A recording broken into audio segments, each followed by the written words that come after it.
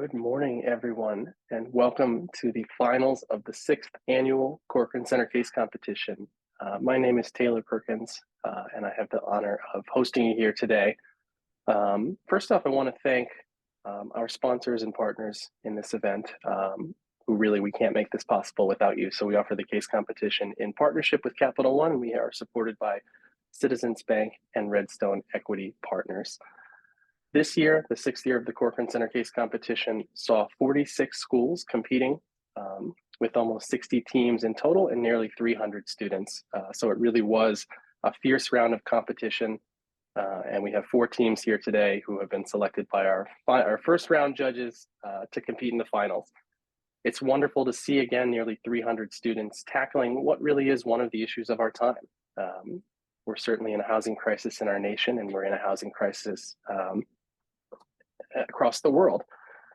This year's case additionally dug into really one of our most pressing issues nationally, which is homelessness among our veterans and our former service members.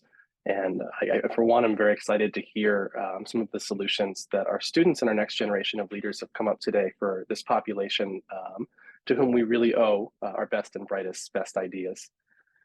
I really want to circle back and emphasize that this competition absolutely cannot happen without so many folks from industry who really are committed through their time and their efforts to fostering the next generation of leadership. So to everyone who made this possible, I want to say thank you. In particular, I'd like to say thank you to Century Housing and Brian Deandra and his team, who were absolutely instrumental in bringing our case together this year and sharing their support. I want to say a very special thank you to the United States Department of Veterans Affairs, and specifically Brett Sims, for participating in the case development and also for taking the time, a significant amount of time and effort, to speak with our students this year in the form of a presentation in one of our workshops. It was really great to have them there. I want to thank our first round judges, Keith James, Noreen Short, Sienna DeSantis, and Brody Weiner, for their time and effort in sorting through proposals from 46 teams and finding the cream of the crop here with us today. I also want to say thank you to the Inland Group and to Capital One, to the teams from Capital One who helped with our workshop, specifically to Lauren Napolitano at Capital One, who helped to quarterback the team there. Again, this really can't happen without you. Without further ado, I'm honored to introduce our esteemed panel of judges that we have today here. We have a group of 4 leaders from across the industry. We have Amy Farrell, who is a Senior Vice President in Community Development at Citizens Bank; Lori Goodman, Institute Fellow at the Urban Institute; Asa Galdo, Senior Director, Community Finance and Underwriting, Portfolio and Loan Management at Capital One; and Stephen Peck, who is President and CEO of US Vets. Thank you to all of our finalist judges. What a great group, and I'm really looking forward to your ability to interact with the students. So without further ado, I'd like to say again, congratulations to our 4 finalist teams. Each team is going to have 15 minutes. We'll keep a stopwatch on that to present, and then we'll have up to 15 minutes of Q&A from the judges. So with that, we're going to begin today with Compass Development. The team from Compass, I'll give you a minute here to get set up, get your screen sharing, and we'll jump right in. Just let me know when you're ready to go, and you can go ahead and start, and we'll start that 15-minute timer. Hello, everyone. Thank you for taking the time to hear our presentation. We are Compass Development, and this is our proposal for the creation of affordable housing on the West Los Angeles VA campus. Before we go into detail about our proposal, I would like to introduce our team. My name is Daniel Fontana, and I am joined by Charles McGowan, Liam Lockey, Stephen Nelsnick, and Bryce Riccitelli. We are going to discuss everything from relevant statistics to design and financing. I will now be handing it over to Charles to speak about market research and important statistics. Thank you, Daniel. The uniqueness of our site is in the proximity to medical facilities, with one of our main goals being to emphasize connectivity between our development and the medical center. Approximately 3,800 veterans are homeless in the greater Los Angeles area, which is around 9.2% of homeless veterans nationwide. Our project fits within the VA master plan for the campus under Zone 3, to create a thriving, first-of-its-kind community of and for veterans. 46% of veterans who have experienced combat have extreme difficulty readjusting to civilian life, while 66% of veterans who experience post-traumatic stress highlight the difficulty of adjusting. Around 60% of the homeless veterans in a VASH program struggled with substance abuse. As a result of the challenges Charles has mentioned, 35% of veterans have trouble paying the bills, while 16% have trouble receiving medical care altogether. As for Los Angeles, homelessness has increased about 12% in the past 2 years, while the overall population of West LA is increasing, currently over 77,000 residents in total. The median income in West LA is just over $83,000, while the cost of living in Los Angeles is about 50% higher than the national average. As for unemployment rate, the national average is at 5.9%, which corresponds to the large percentage of unhoused population in LA. Ultimately, West LA is the perfect location for affordable housing specifically targeted at veterans, not just for the proximity to the medical center, but also for its high percentage of veteran homelessness. Affordable housing is the first step to solving the problems the homeless veteran population struggles with, which can be mitigated through carefully considered design and functional use. When thinking long-term about our development, it is important to consider what jobs veterans typically get after military service. Our analysis found that 8 out of the 13 most popular jobs in Los Angeles are the most common jobs veterans enter into after service, with management and professional related jobs at the top of the percentile. A key design objective for our team was to respect the historic integrity of the surrounding National Register Historic District. There are around 66 contributing and 44 non-contributing sites or structures within the district that have already been surveyed. This site is not a contributing site to the historic district, but being set within it means taking important design, scale, and massing considerations regarding the landscape context. The primary character-defining styles of the building on campus have been called Mediterranean Revival style, Queen Anne or Late Victorian, and the Modern Movement style. The site was listed under the notion that it is an intact physical manifestation of the federal government's commitment to the healthcare of veterans after World War I. The fact that our affordable housing development proposal takes into account both veteran housing and health directly links the National Register listing to our structure. A large portion of our design is based on the principles of therapeutic garden and horticultural therapy, which is already being implemented by the VA in Boston and other independent organizations practicing sustainable mental health and wellness initiatives. Studies in the effect of gardening in PTSD patients found that it reduced levels of stress hormones, which makes gardening a great way to mitigate pharmaceutical use. UK studies found that underlying mental health issues related to military service are often triggered by homelessness and the return to the family unit. PTSD is a well-known mental health concern in veterans and has been shown to lead to difficulties in performing daily tasks and returning to the workplace. A VA study found that veteran gardeners had lower levels of inflammation than non-gardeners, with inflammation being a major contributor to chronic diseases. In 2015, an examination of the effects of horticultural therapy on a sample of veterans tested for cortisol, depression, PTSD, alcohol cravings, and quality of life before and after gardening. The result was a 12% reduction of cortisol levels after just 3 weeks, and a noticeable improvement in quality of life. We believe strongly in this data, and focusing on horticultural therapy landscape design will benefit the residents of our development and provide a unique way to increase quality of life and emphasize recovery.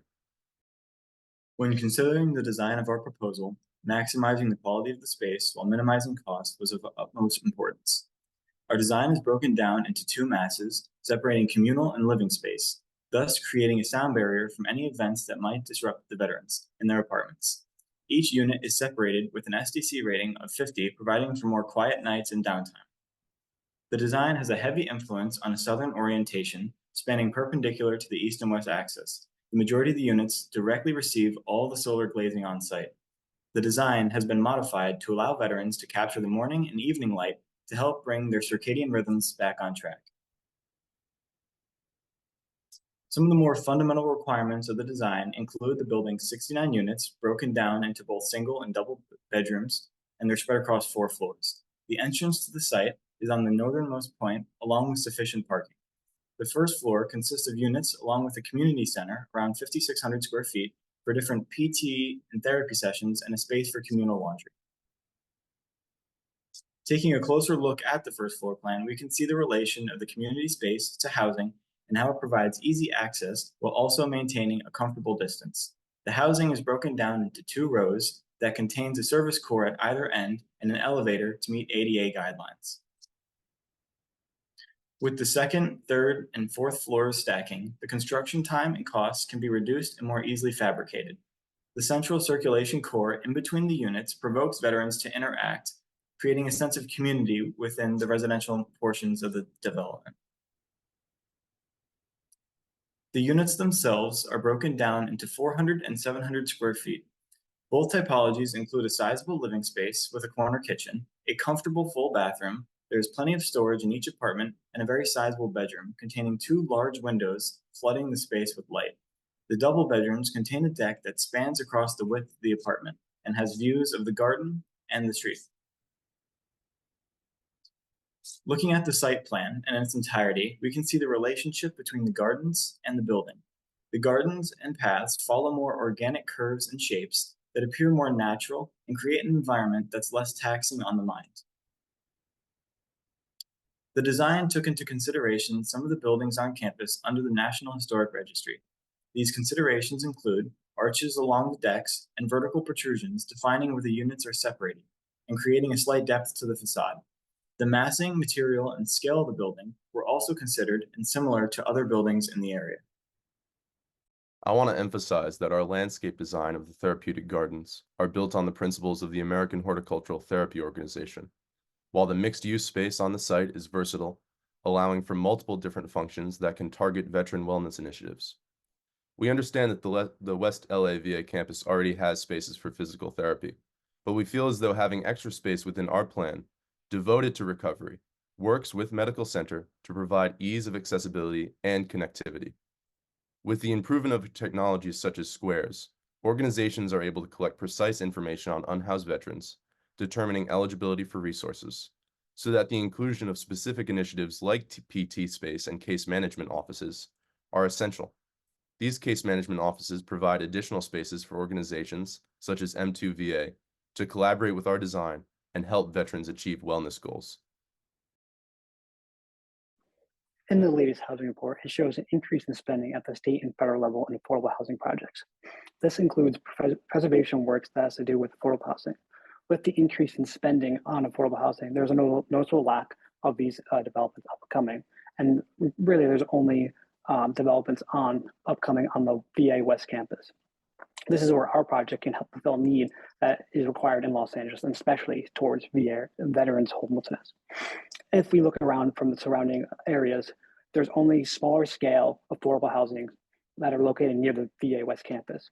Most of these projects have units from 18 to 26, and most of them are based on 60% AMI.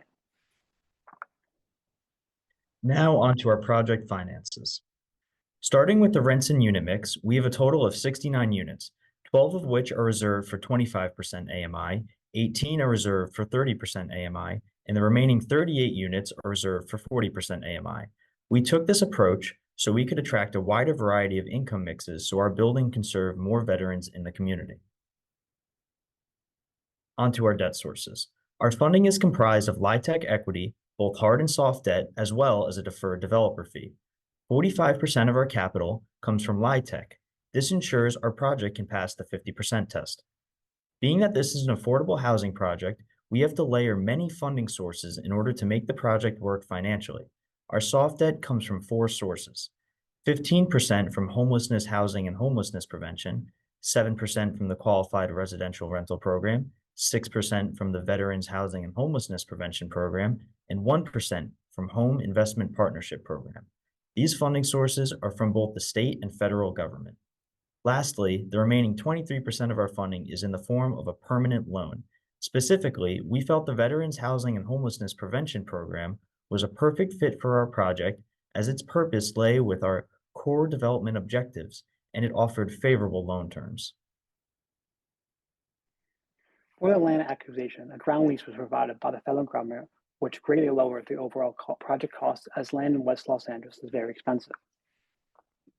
Our construction costs are estimated at $660 per square foot, and this amounts to $30.5 million. Our total development cost is $47.7 million, and this amounts to a per unit cost of $663,000. The median cost to build one affordable housing in West Los Angeles is currently $600,000, so our cost is in line with this. If we move on to our risk management, Being that this is a ground-up project, we do not anticipate any significant cost overruns, but we prepared ourselves financially and model 3 different scenarios. In the downside scenario on the left, we have a 1.05 DSCR, which will be below the requirement. If this were to materialize, we would elect to defer more of our developer fee to cover this cost overrun. In the middle, this is our basic scenario with a 1.15 DSCR, which we have projected throughout our calculations. Lastly, on the right side, we have our upside scenario with a DSCR of 1.35. As mentioned before, we do not anticipate any major cost overruns, but we have financially prepared and have a plan in place. Our project is located in a difficult development area defined by HUD. This provides us a 30% increase to our LIHTC basis. This underscores the proven need for affordable housing in the West Los Angeles area. We are receiving about $2.1 million per year as an annual LIHTC credit for 10 years. Investors will be receiving 95 cents on the dollar per credit. This brings our total LIHTC equity amount to $20.5 million.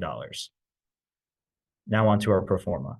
As you can see, we have negative cash flow in year 1 with stabilization in year 2 with a 1.17 debt service coverage ratio. To cover this negative cash flow in year 1, we will use a portion of our deferred developer fee. If the lease up is slower than anticipated and we have a larger negative cash flow, we will work to secure more soft debt funding, specifically through the Veterans Housing and Homelessness Prevention Program. Our deferred developer fee will be paid in 15 installments every year to reduce the financial burden on the project. Additionally, in year 2, there will be positive cash flows, which would be used to pay back various soft debt sources.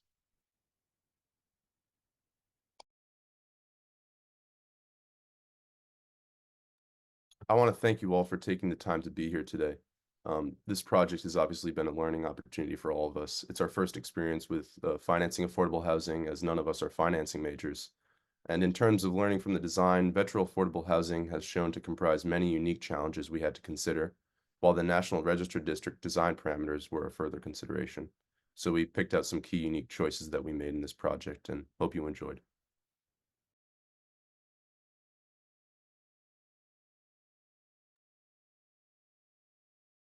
Thank you very much. We'll open it up to 15 minutes of questions from our judges.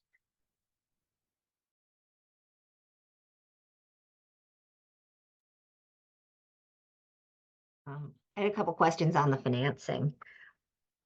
If you could you go back to the financing slide? On your debt sources.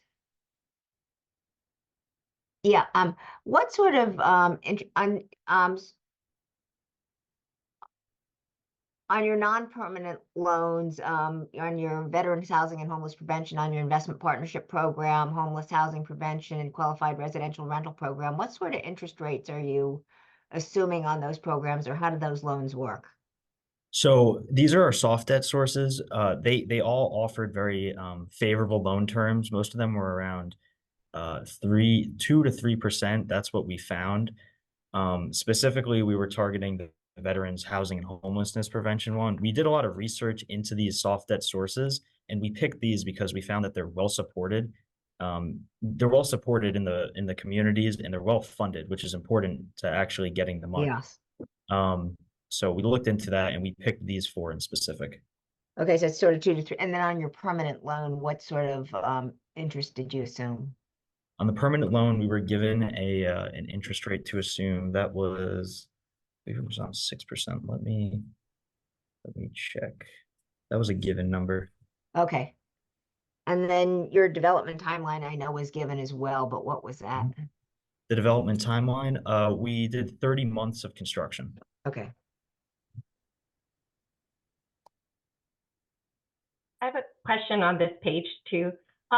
With these different sources of soft financing, did your AMI requirements that you had set aside for 20, 30, 40, are you meeting the requirements of your soft lender? Yes. So we did look into all the requirements of these various soft debt funding sources, and we had to narrow it down to these because these fit our requirements of the AMI ranges. We know that these came with a lot of strings attached, and we read up on them, and we picked the ones that worked with our project and then were well funded.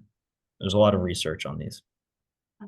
And my next question, for your debt sizing or your perm debt, you had I think below 1 in your first year. What did you trend from year 1 to year 15? Yes, we'll go to the pro forma to see that. So year one over here, I highlighted it with a red box. Okay.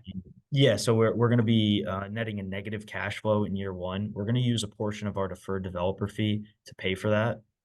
And in terms of the debt service coverage ratio, we have it over here 0.77, which is below the requirement, but and then in year two, it jumps up to 1.17, which is above the requirement. But we are going to be we're aware of the negative cash flows, and we're going to use our deferred developer fee, and we could also target more soft debt funding. And did you guys consider that because you're showing a below 1 in year 1, how for your perm lender and your takeout, there's probably a requirement of 1.15? Yes, we are aware of that requirement. So we are going to use a portion of our deferred developer fee. It might not show it perfectly on this sheet, but that is the plan, and we made note of that. And just so I didn't get a chance to fully review, what was your total developer fee that you expected in this project? Yes, the total developer fee. It was around development fee. It was $5.7 million. The percentage, I can pull that up. I think it was given. It was yeah, it was given. It was given. 15%. Okay. It was 15%, and then it was maxed at the state level. Okay, great. Thank you. I have a question on construction approach. Was there any consideration for modular construction? This is, I think, ground up, stick built. Well, it's not stick built. It's for. Could someone comment on any other approaches to manage construction costs? Yes, so with the building, the units do stack, the floor plans do stack, especially floors 2, 3, and 4. It's a wood construction, so fairly cheap. We wanted to use local material and labor to also reduce those costs, but we have set it up to where we maximize the square footage, and we've made the apartment stack, so it would really help with the procurement and the construction time during the project.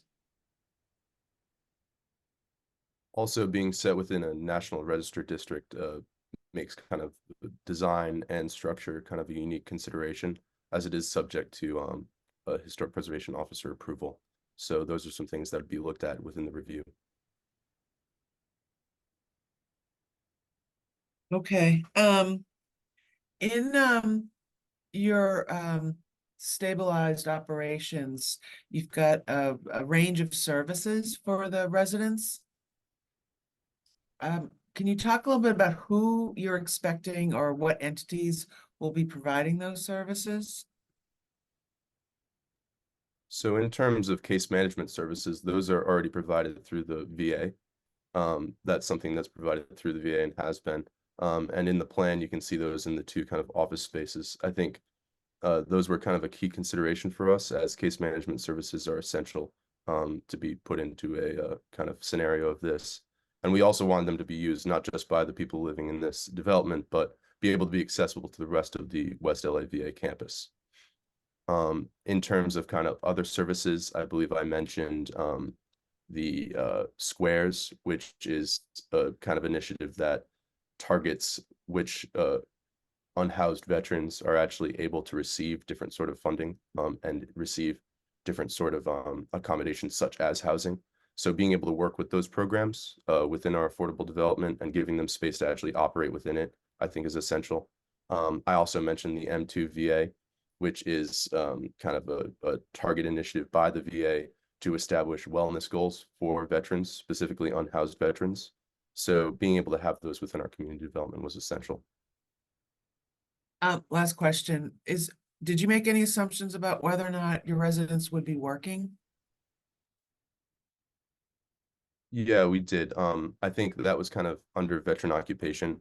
So we searched kind of what jobs typically veterans usually get after deployment.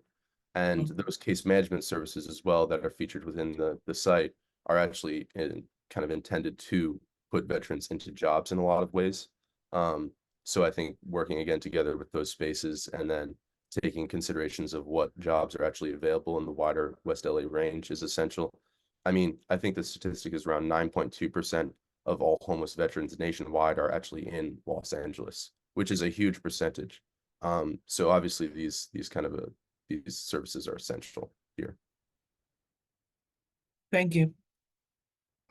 Question, did you look into the VASH program? Are you familiar with that? And had you considered making some of these apartments eligible for VASH and applying for that? Yeah, absolutely. I had read up on the VASH and kind of hood vouchers that are offered specifically. And, you know, although it's a pretty complex kind of thing to fully understand, we did make those considerations in our project. And actually, I believe that it provides for kind of services at the VA medical centers already through those VASH programs. It's actually a separate application that you apply specifically for the project that you're building. Yeah, and I believe it works kind of already through the medical center as well, not obviously together, but separate. It's already being used or implemented. Again, it's applied. It either the VA provides those services or they contract with a nonprofit such as ours to provide those services.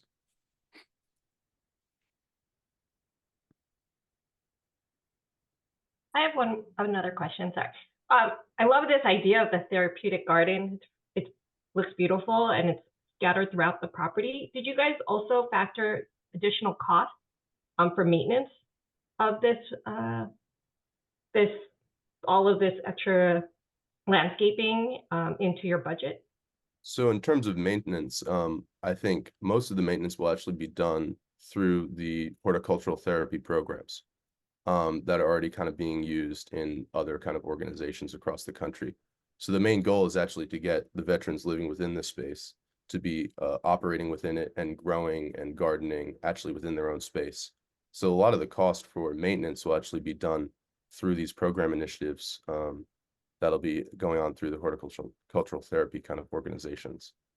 Are they, is there any like grant subsidy related to that to help like pay for soil? You're assuming that all the veterans will participate, but should they not participate because they just don't have the time, the maintenance? We did consider that and we factored it in. Daniel, if you could go to our expenses slide.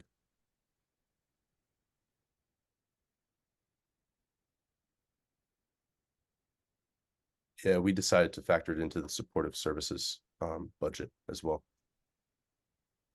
Though the main kind of goal is that we want, you know, as many people as we can, veterans, not just living in this affordable housing, but living in the already existing converted developments within the West LA VA Center. This to become a community space for them. Yeah. Okay. Oh, so it's not just for these residents, it's for the entire campus. Yeah, absolutely. I think okay. One thing that we wanted to emphasize is that this project should not stand alone. You know, this is part of the wider VA campus. It's part of a larger National Register Historic District. We want it to really be part of the entire campus. We don't want it to be separate.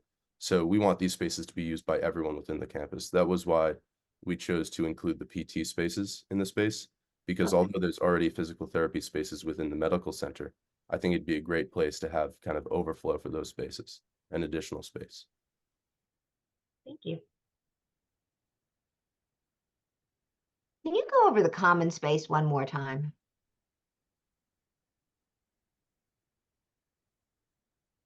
The inside common space, the community space. Would you like kind of like detail of what's yeah, going so so this is just on the first floor you have this is not on upper floors, right? And this is both this is the PT OT space and this is the total of the common space. Is there a kitchen in here anywhere? There or isn't any sort of food service provisions? Because we have kind of food service positions or kitchens in each individual unit. I'm not sure if Liam would like to talk a little bit more about this. I mean, just because if you're going to do social things, you might want some. Yes, so there is a kitchen in every unit. The space we have set up, a small portion of the area is set up for offices to help veterans get their lives back on track, to acquire jobs and kind of, see their mental well-being, like where that's at, their mental state. However, there is a lot of extra space within there for any temporary utility that would be brought in to service the veterans. So it's kind of it's an open space, but currently there is not a kitchen in the space. What about a bathroom? There are 2 bathrooms, communal bathrooms, right near the front entrance. Yeah, right there. Thank you. Of course. Lori's point is a good one. Part of the process of reintegrating veterans is to really create community, and having events in that common space can be really beneficial in doing that. So having at the least a small kitchen, a warming kitchen would help that. I think that's a good point. And if we were to revise our plan, maybe we would put a kitchen into that space. I think what we remain targeting is, in terms of community space, is that kind of long corridor. And if you notice, there's an emphasis on community within that itself. We really want this veteran community to be something where your next door neighbor and you're able to kind of pop in and out. I think that's how we designed the plan around that long central corridor. And in terms of community space for kind of events, we do have kind of a large space centered in the green, devoted for any sort of community organizations, any sort of community events that are going on. And I think the kitchen inclusion in each individual unit would probably service those needs, though I guess a kind of a more kitchen open to everybody would also be a good point. So we'll have to leave the. Sorry, Steve, you something you want to add? In terms of gathering spaces outside, I see there are seating areas and places where they can gather, play backgammon, etc. Outside. Yeah. Great. So we'll have to leave it there, and we will say thank you very much to Team Compass Development. Okay. And Thank we you will very much. invite our next team, City Lighters. Thank you. Just take a Thank you minute, very much. get set up, get your screen sharing set up, and then whenever you are ready to go, just let me know, and then you can take right off, and I will start a 15-minute timer. You'll get a 2-minute warning, and at 15 minutes, we'll have to stop.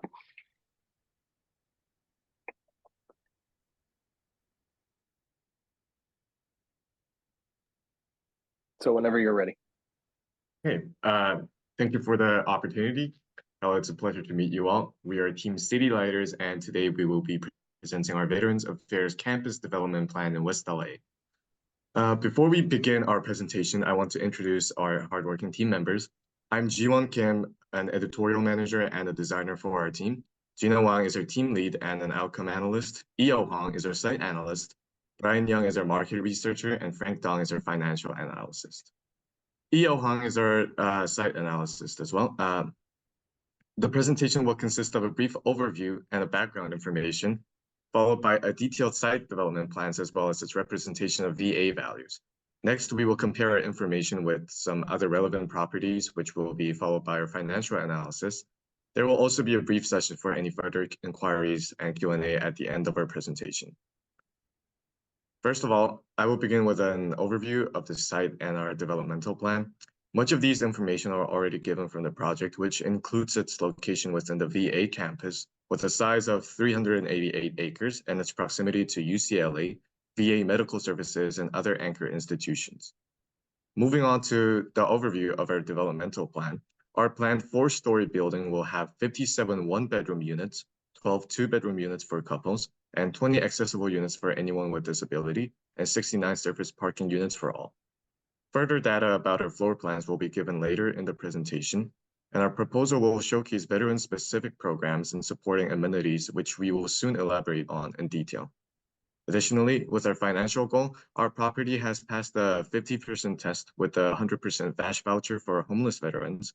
And our financial model will illustrate the projected healthy DSCR ratio and a stable cash flow supported by a feasible development budget. And now EL will elaborate on some further background data. Let's start off by introducing the background of the region. Starting off with population growth trends, our area is currently home to 1,157 residents across 80 households, which is an issue that our project will combat.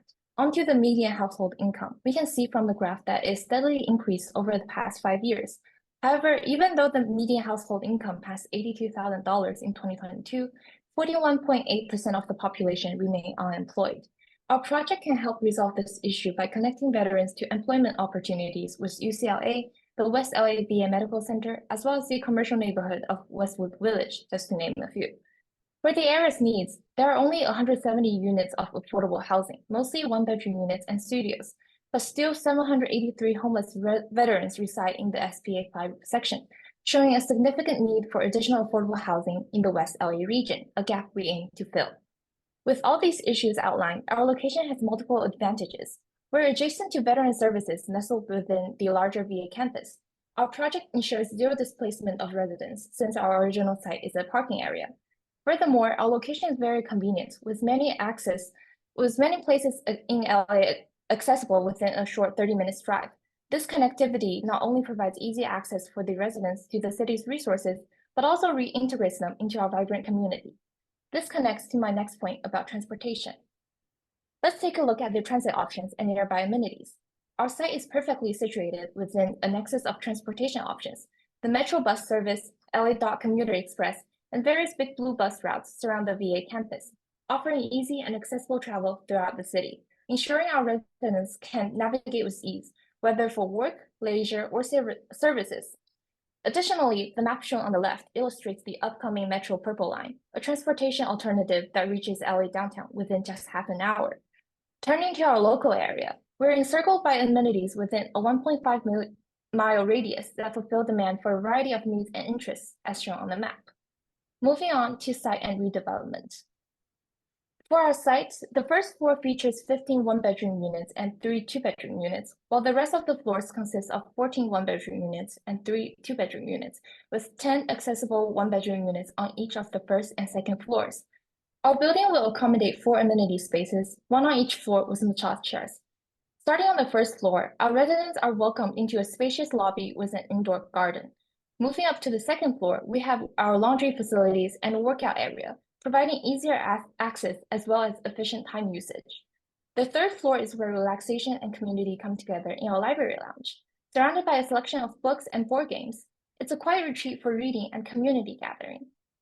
Finally, our fourth floor offers a media room with a projector. The room also provides computers to provide easy redirection to educational and vocational resources, which are helpful for veterans seeking employment. Next, I'll pass it to Gina to introduce our services. Considering the unique set of challenges faced by veterans, such as physical and mental health problems, employment, legal issues, and social reintegration, we have designed the following 6 categories of programs to address each of these concerns. Regarding health, we plan to work with the existing VA Whole Health program in the greater LA region. They offer a holistic healthcare approach that focuses on both veterans' physical needs and their overall well-being. Our residents have easy access to these events hosted at the nearby medical center. Realizing the emotional support that pets can provide, we plan to coordinate with LA Animal Services, utilizing their Seniors to Senior Pets program. Together, we'll host monthly events at the Westwood Dog Park. Any cost generated will be covered in our service budget.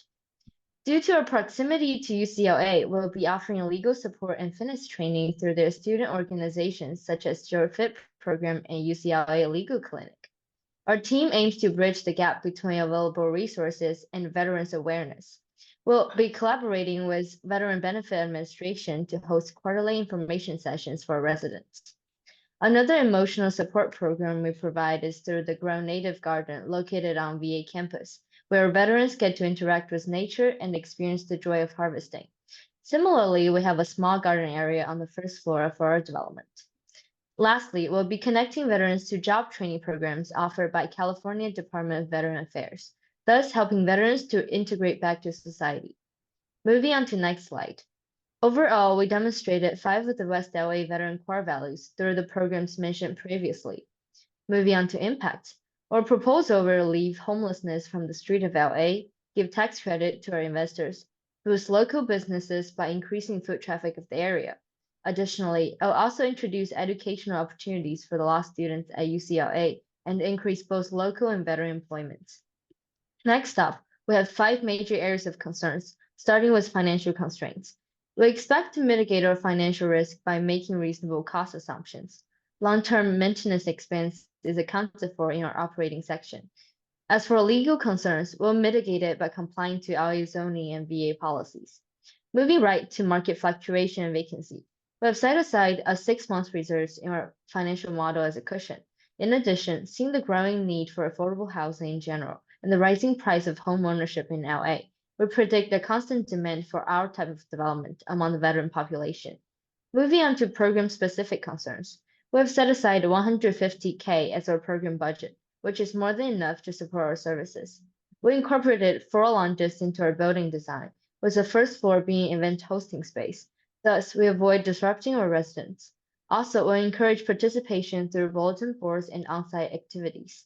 We aim to foster a pet-friendly living environment by offering plastic bags for pet waste, improved soundproofing, and installing safe window locks. Now, I'll pass it on to Brian, who will introduce the comparable properties.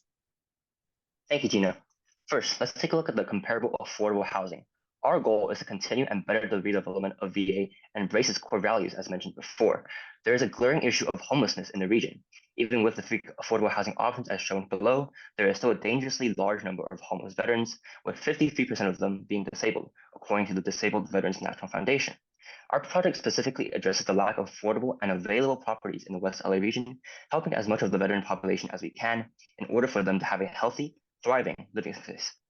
Looking at the existing affordable housing options, we can see that each have their pros and cons. While both the Pico Veteran and VA campus buildings have accommodating units for the disabled, and the Baldwin Rose apartments have a more income-based focus, we have combined the best of both worlds, offering dramatically more accessibility units for our disabled veterans and uniquely segmenting our units to serve all populations below the 40% AMI, compensating for the area's unemployment rate, which Eyal mentioned earlier, helping VA and its vision to better accommodate veterans with special needs and improve their quality of life. Next, let's take a look at the on-market properties in West LA. If you would direct your attention to the table at the top, this shows our rents of our property compared to the average market rent in West LA and our markdown percentage to their price. As you may have noticed, the rents that we provide is a range that represents the segmentation below the 40% AMI into 20, 30, and 40%. The calculation of markdown was done with the 30% rent, just as shown on average markdown. Our markdown for both the 1-bedroom and 2-bedroom units is above 70% of the market rent, allowing huge affordability for our tenants, allowing us to meet our goal of assisting the unemployed and the homeless. The graph of statistics below just emphasizes how expensive it is to have a roof over your heads in West LA, which further showcases our development's monthly rent is $2,000 less than what's on the market, allowing our veterans with disabilities to afford their homes in such an expensive market, namely 41% higher than the national rent. Next, we will move on to the financing aspect of our development. Taking a look at our total development budget, the project comes to around $41 million, which is just around $600,000 per unit. Compared to another building on campus, building number 404's total development cost comes to close to around $50 million, with this $9 million difference showing just how much more affordable our project is. Our budget also includes contingencies of hard and soft costs, as well as an operating reserve to act as cushioning against any emergencies. On a very important note, it's also worth mentioning that since our land is under federal control, our land acquisition cost is free. And next, Frank will talk more about the financing aspect of our project. Our financing of sources includes a mix of hard debt, soft debt, and equity to balance our uses of development budget. Our 7% hard debt will be supported by tax-exempt construction period bonds from City LAC, and its debt service will be repaid by net operating income. For our soft debt, we want to diversify the variety of different sources, and all 3 potential soft debt amounts are appropriate compared to the nearby affordable housing projects. Among them, HCD's VHHP program contributes the most amount of $50 million. The rest are both under the comparable deal sourcing budget. Another 7% sourcing budget will derive from the tax-exempt bonds of QRP program. The 50% task will be passed by having 50% of the LIHTC basis as our construction loan. Based on the budget planning, we decided to defer 22% of the developer fee, about 2.7 million, because we're confident to provide more reliability for our investors and to be paid back with a good annual balanced cash flow within a period of 15 years. Finally, for equity, since we are in the DDA, we'll have our 47% LIHTC equity. Moving on to the next slide on the rent and income. The rental income will be broken down into 3 set-aside sections. As mentioned before, the set-aside section's distribution is shown on the left top cluster bar graph as percentage. The top right pie charts present different bedroom allocations for rental income. Combining these graphs with the majority of the units available, the 40% AMI tenants will contribute the most for the annual income with subsidy. After we construct the housing, the total annual rental income will be $1.78 million, and considering the 10% vacancy, the annual effective gross income is $1.62 million, more than enough to cover the annual expenses of $790,000. Linked to our 15-year pro forma sheet, it anticipates an absorption period of 7 months in the first year. We've planned for the first year negative cash flow of $299,000, which will be filled by more soft debt for operating reserves. Our DSCR will increase stably above 1.15 after the stabilization year 2. Notably, from year 2, we'll see a positive after-debt cash flow at $109,000, steadily increasing to be doubled in year 15, allowing us to repay the annual deferred developer fee of $55,000 from year 2 to year 15. This also allows us to pay back any applicable soft debts in the long run, boosting our project sustainability and investors' confidence. Next, Brian will do a brief recap on our project. Thank you. To conclude, our project proudly introduces 69 new affordable housing units, with 20 of them being dedicated for maximum accessibility for veterans who require some extra care. Our 4-story building boasts a variety of amenities that cater to both the mental and physical well-being of our veterans, advocating a greater quality of life. Our services are not just a component of our project. They're an embodiment of the VA's core values, creating a nurturing community for our country's heroes. This project is our commitment to enhancing the lives of veterans and their families. We would like to thank you all for your time and open up to any questions that you have for us.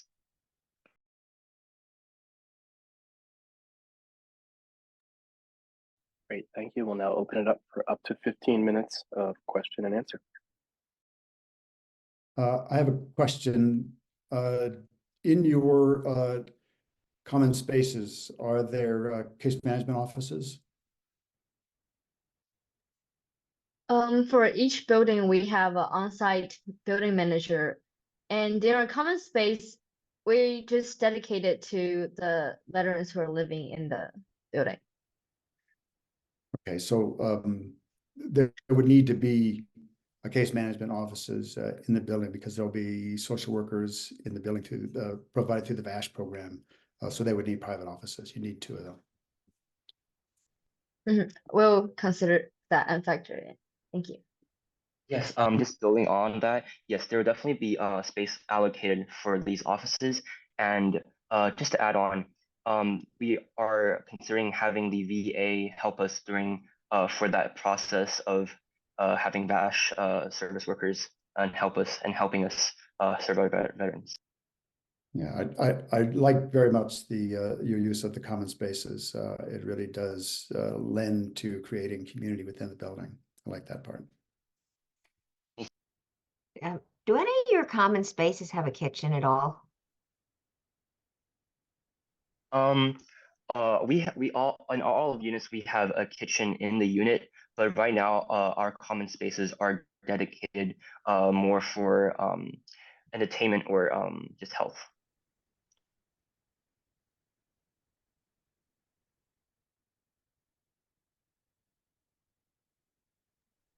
Having a larger space with at least a warming kitchen would allow you to bring many residents together to have community events. That would be a good addition to your common spaces.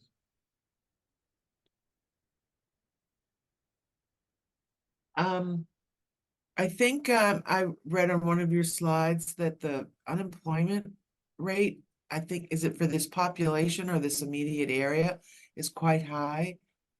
42 is now, what is that reflecting? What is the population that's experiencing that kind of unemployment? So the 1.8% unemployment rate is based on the census tract, as shown on the left top corner, and it is for the entire population there, which shows that there is a need for increasing employment. And so is your expectation that residents who future residents would be employed, working, or not working? Is there any, had you given any consideration to that? Yes, we will provide quarterly info sessions to them, and we will connect them with educational and vocational resources to help them prepare for job training. And then also there are a lot of opportunities for employment, including UCLA and several medical centers. And yeah. Does anyone want to add on? Yeah, adding on to that, overall we'll be connecting them to programs such as like the programs offered by CalVet and through VA. So we'll encourage them to get employed. So let me actually build on Amy's question, because this is sort of a bizarre census tract. Because you have 1,157 people in 80 households. Most, you normally think of a normal household as having about 2.5 people. So is there some sort of group facility that's generating the very high unemployment rate? Or, I mean, this is just a very peculiar census tract. It doesn't look like most census tracts look. Yeah, we got the data from Esri Demographic 2023, and I think the way they categorize household is like if you own a property, if you own a house on this land. So their way of doing data is a little odd. It just shows we have 1,157 people here, I think.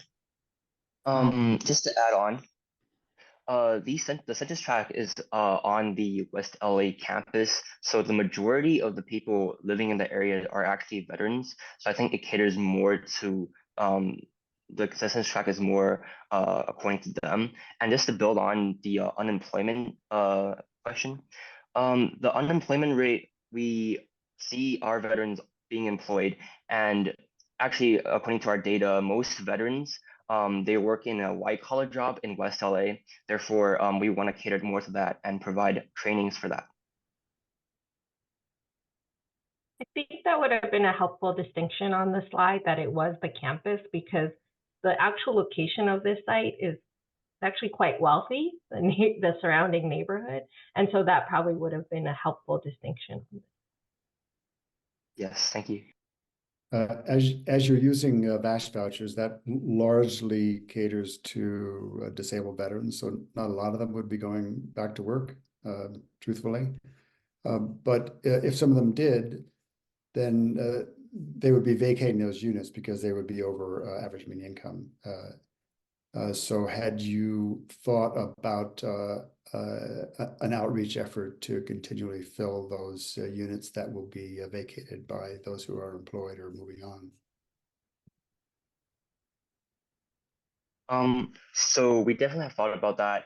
And in terms of getting having more people in our area, we definitely think that there's a great need for our housing in terms of us catering to special needs for veterans or just homeless veterans in a broad sense. So we think that there is definitely a great need of veterans moving into our property. And as we mentioned before, we actually target we have a 10% vacancy rate. So that's actually quite high for a affordable housing property. I think that would definitely be filled up very quickly, as we see on other comparable properties, which are all at full occupancy, including the Pico Veteran Housing, as well as the Baldwin Rose apartments. Could you go back to the slide that showed your average cost per apartment? Thought that there was a slide that showed your average cost per apartment.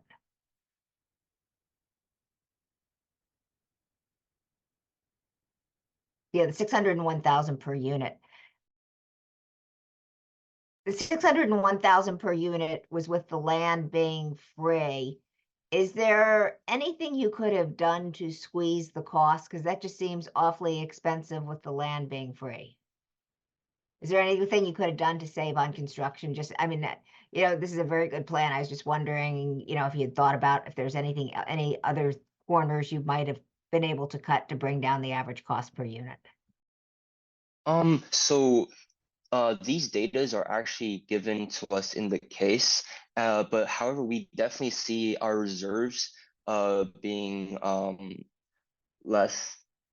Does anyone want to add on to that? Sure. Like, let me add on that point. Since like we plan for plenty and enough reserves for our plan because we want to lower our risk for the whole project. So it might be a little bit more of our reserve costs. So we'll try to cut it down in the future if this project is available. Yeah, adding on to it. So we have a 150K service budget, and I think that's relatively high regarding the programs we're providing. I think we can totally cut on that as well. Yeah, I think our services, most of them are actually free as provided with UCLA. The student organizations are really trying to help our veterans, and the only budget needing services would probably be with the animal services, getting the pets in our campus, as well as kind of the veteran information sessions that we would host. I think that would take more of our budget in terms of organizing events, getting people to come have lectures, seminars to talk more about those informations that benefit our veterans. As a service provider, I'm going to push back on reducing that 150K. I'm going to get into the weeds a little bit. The VASH vouchers, the case management provided through the VASH vouchers doesn't completely provide the wraparound services that these veterans will need. So you'll need every penny of that 150 and may even need more. Just FYI. Thanks so much. I actually, I completely agree with that, but I also like the approach that you took about bringing in different types of services. So the folks from UCLA, I love the pet matching. I think that's great. Word of advice, whenever you get something for free, take it because everything else is going to cost you money. But I'm curious about how you selected your market rents and how you selected your comparable properties. So they all appear to be other veterans housing, but how close are they to this particular development? I'm not as familiar with the LA area. Are they close or just similar populations? Okay, I can answer that. The VA building that you see in the middle of the slide is definitely on the campus and it's actually very close to ours. And the Pico veteran housing is just east of our site, just below. I think it's like a 10-minute drive. The Baldwin Rose apartment is rather north up of our site, but they are all around the LA area and then relevantly close to our campus. As part of your preparation, did you look or were you able, I don't know if you'd be able to find out what these properties' occupancy was? Is that something you're able to? Yes. So we went to look at the apartment sites locally and on the internet, and the Pico Veteran and the Baldwin Rose apartment, they all have a wait list to join their apartment. So I believe that they are at full capacity. For the VA campus building, I'm pretty sure they are still having more veterans come in as it is just recently built. So I'm not sure if they're at full capacity. I'm pretty sure they're still looking for more veterans to join them.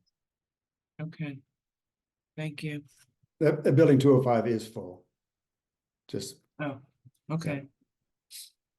Yeah. At least 95% occupancy.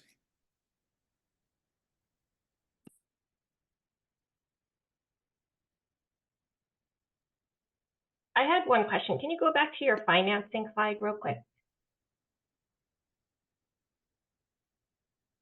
And so you're saying, so 22% of your developer fees deferred. Okay, got it. That was all Yes. I wanted, just to double check. And then paid developer fees, 2.7 million. Sure. Can you go to your year one pro forma? And it looks like, it's just to confirm the assumptions, you'll complete the property, you'll have residents in, but you'll be operating at a deficit. Is that right? Yes, that is correct, because we're gonna consider the first absorption period of 7 months that will take a lot of vacancy in the first year. So how to cover the negative cash flow here? So first of all, like we add that number of the negative cash flow into our operating reserve. We add more 299,000 into our operating reserve, and more than that, like we decided to defer the developer fee started from year 2, because we don't want to add more burden on the year 1 cash flow. So that is why we plan to start to get our developer fee from year 2 to year 15.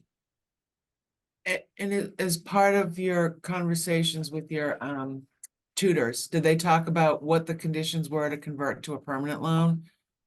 Because you may have to have, do you expect to convert in year 1 or year 2 to your permanent debt loan? I'm sorry, could you repeat the question? Do you plan to have a permanent loan in year 1 or year 2?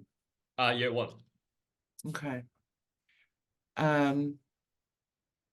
Your permanent lender might want to see that you've already met the actual debt service covenant before they will close. So that might be something that you have to factor into as a delay of closing onto your permanent loan with its lower interest rate, and you may have a construction loan for a longer period of time. Sure. With more costs. Interest rate are a little higher. And I think also, oh, sorry. I can end. I just wanted we can squeeze in one more quick question. And I think you mentioned something about, maybe this is what I heard, but about tapping into your operating reserves. Operating reserves can't be tapped into at year 1 because it hasn't been funded yet. So just want to put that isn't an available source, tapping into your operating. All right, we will say thank you to Team City Lighters, and we will welcome Team Logikon. Thank you. Thank you. So the next team, take a minute, get yourselves settled, get your screen sharing set up, and then once you're ready to go, you can just let me know and then take right off, and we will start a 15-minute timer. Give you a 2-minute warning, and at 15 minutes, we'll have to go ahead and stop you for up to 15 minutes of Q&A from our judges.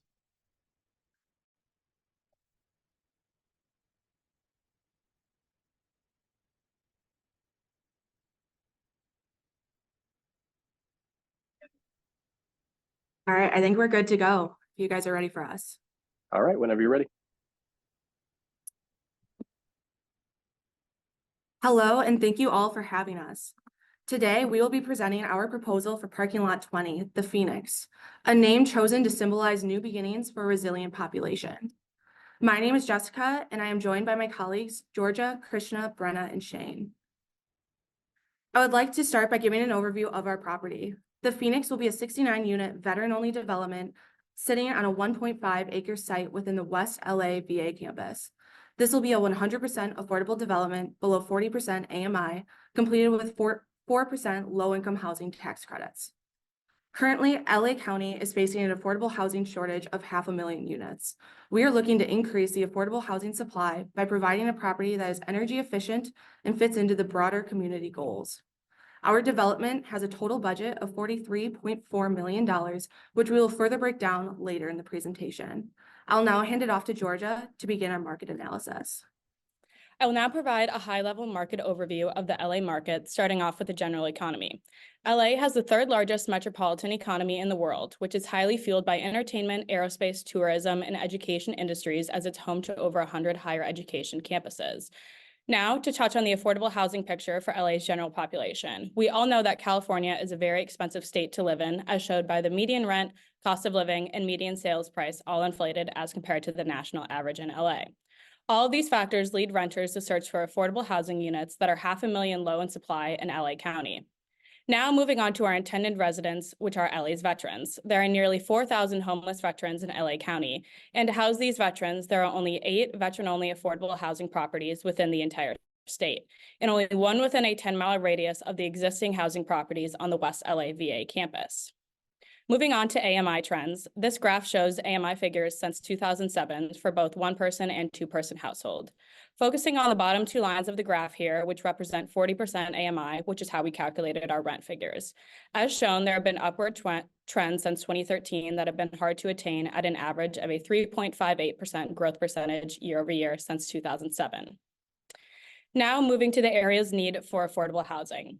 To provide a quick snapshot of the affordable housing picture in LA, renters currently need to earn 2.9 times the minimum wage to afford the average monthly rent.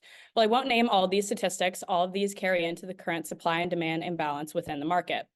Now to bring your eyes to the bottom half of the screen to focus on our intended population, LA's vets. 10% of LA's total veteran population currently lives below the poverty line, and there are over 10,500 homeless veterans in all of California, which represents 30% of the total homeless veteran population in the United States. Now, to further expand on the supply for LA's veterans specifically.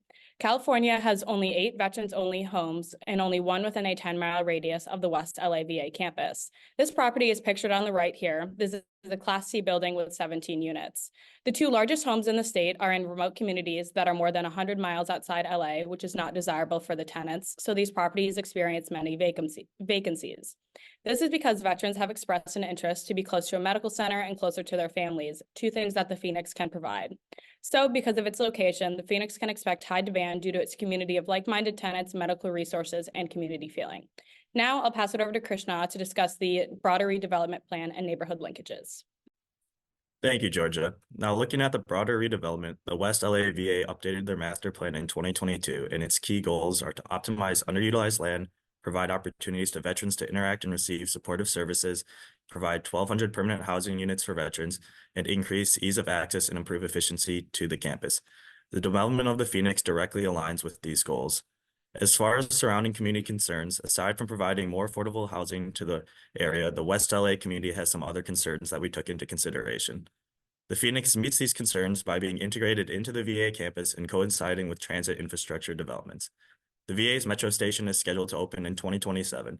The Purple Line extension will have its terminus at the West LA VA campus and will connect to UCLA, Westwood, Century City, and other stations to the east. This will allow for the VA campus and the surrounding communities to be better connected. As for the location, the development is located near Westwood Village, UCLA campus, and Jackie Robinson Stadium. Westwood Village offers employment opportunities, whereas UCLA campus offers services such as classes and legal help to veterans. And they also provide veterans with free baseball tickets at Jackie Robinson Stadium. For nearby grocery, there is a Sprouts Farmers Market, Ralph's Fresh Fare, and Trader Joe's, all of which accept SNAP EBT and are within a 15-minute bus ride. There are also 3 food pantries nearby, including a YMCA, Faith Tabernacle Church, and Zoe Church, which can provide free food to tenants in need. As far as employment opportunities goes, San Vicente Boulevard and Westwood Village are both high-density retail areas with many employment opportunities. Apple One is located within Westwood Village and has a program for veterans to help them get employed and build their careers. Now I'm going to pass it to Jessica to finish up our market analysis. We took a look at 4 comparable properties, all sitting within a 3-mile radius of the Phoenix. We chose these properties as they are 2015 vintage or later, and each have 25 to 80 units. We utilized CoStar to better understand their current rents and occupancy, and learned that average rents in the area falls at $4.40 per square foot for a 1-bedroom unit, and $3.90 for a 2-bed, with average occupancy at about 96%. We conservatively underwrote our property at 90% occupancy and will be charging $4.66 per square foot for 1-bedroom units and $3.81 for 2-bedroom units. We feel confident in charging above the market on a per square foot basis for 1-bedroom units, as our units are 250 square feet smaller than the market average. Our property will be participating in the VASH Choice Housing Program. This means that tenants will be given a voucher that will make up the difference in rent they pay versus rent we collect.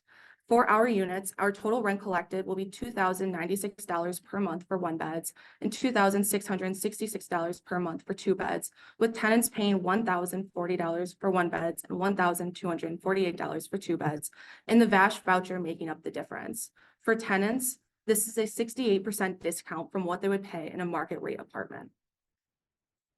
To summarize and expand on the discussion thus far, I would like to highlight some key items. The Phoenix is in an attractive location near many key amenities. It is affordable, being below 40% of AMI, and is located on the West LA VA campus, providing resources and support. However, even though there are many transit options nearby, there currently are no high-frequency transit options. To mitigate this, we will be providing each resident with their own monthly Metro Bike Pass. Additionally, with such a large shortage of veteran-only properties, it could be questioned why we are only developing 69 units. However, with continued development of the West LA VA campus, we are not the first veterans-only affordable housing development, and certainly will not be the last. Our development provides the opportunity to support veterans daily, form relationships within the broader community, and reduces the veteran housing shortage. Being an affordable housing development, there may be pushback from the community. However, case managers and on-site property management will support veterans daily. Additionally, like any development, there is always construction and financial risk, but we do not have an acquisition fee, and we have budgeted a construction contingency of 5% to account for any unforeseen circumstances. Now I'll hand it off to Shane to talk about our site and development plans. Thank you, Jessica. So we set forth on 4 main objectives that we believe align with the community plans. Our first objective is affordability, with the development being 100% affordable to people at or below 40% AMI and providing permanent supportive housing for our veterans. Our second objective is accessibility. The site is accessible by car with covered surface parking and 4 bus stops within a 10-minute walk. Our third objective is sustainability, with various sustainable features, including LEED certified appliances, solar panels, landscaping, bike stations, and EV charging ports. And finally, our fourth objective is comfortability, which encompasses our overarching goal of creating a vibrant community with professional development for our homeless veterans. Moving on to the design features, our development is 3 stories of wood frame atop a 1-story podium. Each individual unit has sound insulation. We chose this because many homeless veterans experience PTSD, and loud noises can sometimes be distressing. Soundproofing the rooms ensures a calming and peaceful living space. Additionally, we have an outdoor patio with a grill, a securitized and safe lobby entrance that is wheelchair accessible, individual entrances for our property management and case manager offices, natural landscaping features around the property to blend with the environment, and 69 covered parking stalls with entrance from the north. Looking at the layout of the sustainability design features, our development has LEED certified appliances and windows. At the bottom, we have a community garden for our residents to stroll through and enjoy, a Metro bike station, electric car chargers within the covered surface parking, and rooftop parking solar panels. Now, looking at our first floor design plans, in the shaded blue, we have 9 one-bedroom units. 3 units will be handicap accessible and have entrances from the outside. The rest of the first floor design features a central elevator system with ease of access to our health and wellness center, community room, lobby, and case manager's offices. And now Jessica will talk more about our VASH program and amenity spotlight. As part of our participation in the VASH program, case managers will be provided in a 1-to-20 case manager to resident ratio. These case managers will provide individualized programming and support to residents in many ways. This could be through counseling, meal support, employment training, and more. We took a lot of time discussing what would benefit our veterans the most to have on property and easily accessible.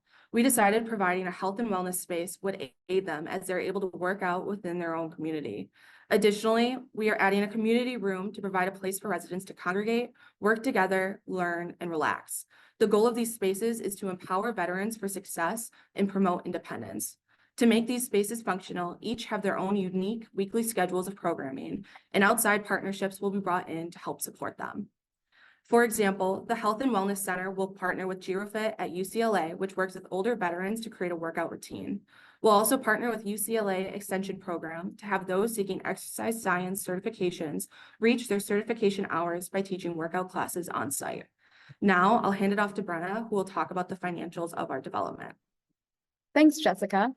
We've projected a total development cost of $43.4 million at $628,000 per unit. Our land was free and our hard and soft costs came to $35 million.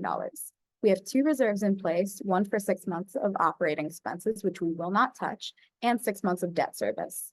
Our developer fee will be $5.3 million at 15% of basis per the California QIP. Logikon Capital and Partners will be taking the maximum California paid developer fee of $2.5 million and then deferring the remaining $2.8 million to be paid over the next 8 years. Looking at our capital stack, we'll be maximizing our hard debt at 17% of our development budget. That permanent loan will have a 6.55% interest rate with a term of 15 years and a 30-year amortization period. We will be taking our maximum permanent CDLAC bond to fund 6.6% of the costs. We can also take our eligible solar tax credit of $132,000 from our installation. And finally, we intend to finance the rest of the development with a $12.5 million soft loan from California's Affordable Housing and Sustainable Communities program. This unique program provides funding for affordable housing construction and infrastructure at the same time. As we read the scoring criteria, we found that the best projects should serve high-need residents such as ours with relevant sustainability and transportation amenities. We intend to install that Metro bike sharing station, and we included monthly bike passes for all 81 potential residents in our operating budget. We plan to provide bus shelters at the 2 nearest uncovered Big Blue bus stations. Our loan request also covers 6 EV charging ports. And lastly, we made sure to request funds to plant coast oak and raywood ash trees in accordance with the greenery guidelines we read in the VA community plan. Next, as the Phoenix leases up, we will see a deficit in the first year of stabilization, and we intend to draw $212,000 from our debt reserve from our $280,000 reserve balance. So we feel confident in that $70,000 cushion there. And from year 2 onward, we will easily meet our debt service. And by year 15, we anticipate a 2 times debt service coverage ratio to continue repaying soft debt. And to close us out, we want to talk more about our target population. Our intended vet residents value structure and routine, housing at the lowest levels, and proximity to VA medical centers. The Phoenix will satisfy all 3. California is a very expensive place to live, especially for vulnerable populations such as our veterans, and our property is delivering low-income housing to those who need it. Our proposal was designed with veterans at top of mind because building the housing is only half the battle. Vets need access to housing with key linkages and relevant amenities near medical centers. We are proud to aid in providing affordable housing with empowering amenities, supportive services, and sustainability. We are Logikon Capital, and we thank you for considering our proposal for Parking Lot 20. The Phoenix is a symbol of rebirth, and our development will support new beginnings for our vets. And now I'm going to turn it over to questions. Great, thank you very much. We'll open it up for 15 minutes of question and answer. I have a question. Can you go to your rent that you're gonna charge at the property? Awesome. Jessica, do you want to take that? So the rent that you are charging, these are just tenant paid, tenant portion. These are at max, at the 40% AMI rents that are allowable by the tax credit agency? Yes, that is correct. Oh, okay, so then when you had your, I love that slide about your market and its discount to market. Can you go back to that slide? Apologies. I apologize. Oh, that one right to the next to the map. It's to the left, that one. That one right there. Yeah. So the Phoenix 1 bedroom is $2,096, and that's tax credit rent. At the very bottom, your star. That's the VASH standard. Oh, that's the VASH standard. It allows you to charge up to $2,096. Yes. Okay. I believe so. Okay. And then the tenant paid portion will be the 40% limit.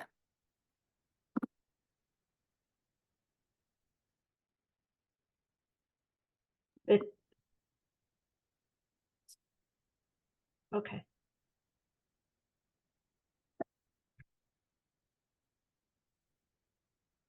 Don't you mean 40% average median income, the max tax credit rent? Maybe. Okay, that's fine. Thank you. Thank you. Sorry. Yeah. Can you, have you developed a pro forma or a sense of who the residents might be? Do you expect that they will be employed, and earning income, or will they not have any incomes?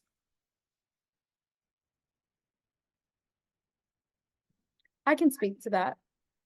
Our residents could be people who are employed with a W-2 and qualify that way, but we know the LIHTC program also factors in disability and social security benefits as income. So we can take anybody who income qualifies at or below the 40% AMI. Just looking at the area, the Brentwood Bel Air area looks like a wealthy area. So we could expect to be taking anyone, but the VASH vouchers are primarily designed for homeless veterans. So primarily people on disability. But if they qualify through the VASH standards, we can take them. Okay.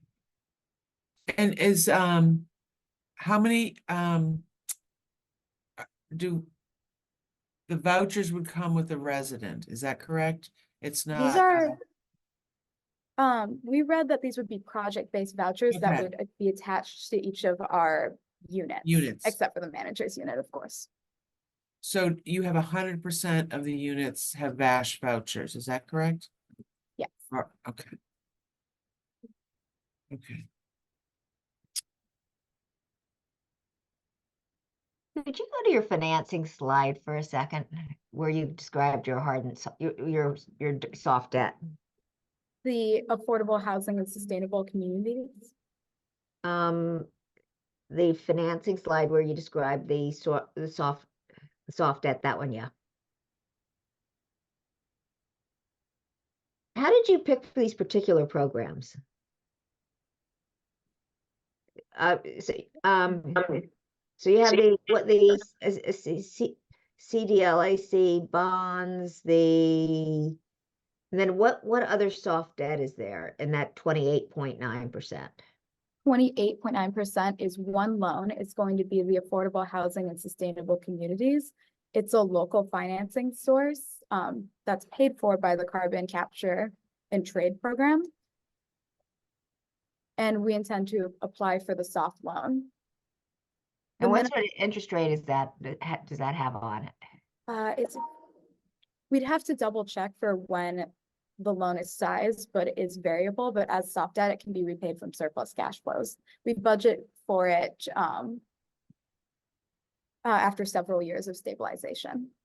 And how did you find this program? Good question. It was in the appendix, and we looked through every single one in the appendix and some more. Federal Home Link, the LACDA, and this one was extremely compelling because it allows for affordable housing financing and sustainable infrastructure improvements at the same time. And as we looked at the neighborhood plan, we saw that residents wanted things like bike accessibility and bike paths. We also saw a strong call for urban greening and tree planting. And we thought this financing source would allow us to pay for everything people want to see in the neighborhood. And the specific transit infrastructure and greening improvements are not in basis. We did that to make sure that the development is feasible. Really, if we were including it in basis, that would be a question for the IRS. So we opted to not include it in basis, and the project still works. Thank you. Would you go back to the slide on the individual units?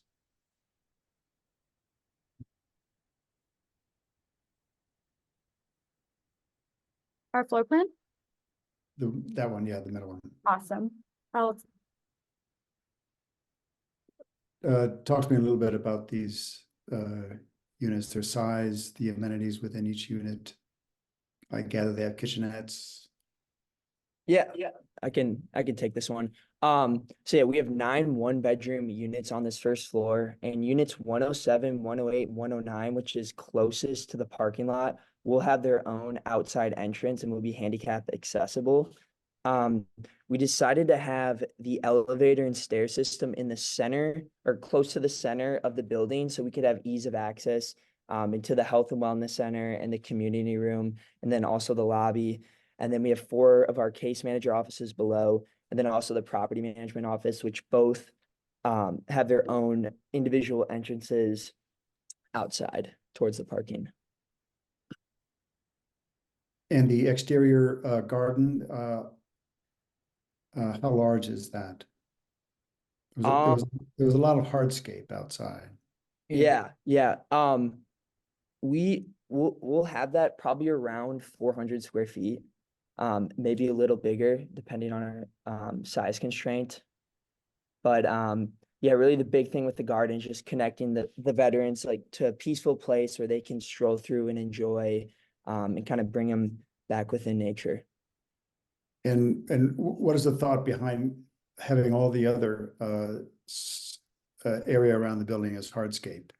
Would that be utilized in any way? Like the landscaping features for that? Yeah, well, if you look behind the building, there's a bunch of hardscape there. It seems like there's a lot of area unused aside from the parking lot. That's just hardscape that might be utilized by veterans. Yeah, so that will most likely we'll introduce landscaping too, which we budgeted for that. This rendering was just to lift the model up to be able to visualize it. So it's more of just the constraint of it, but we'll most likely have just natural landscaping around the outside of that. Great, thank you. Was there a parking requirement for this property? You have 69 units and then 69 parking spaces. Did you need that much parking? Yes. There's a 69 stalls requirement. Okay.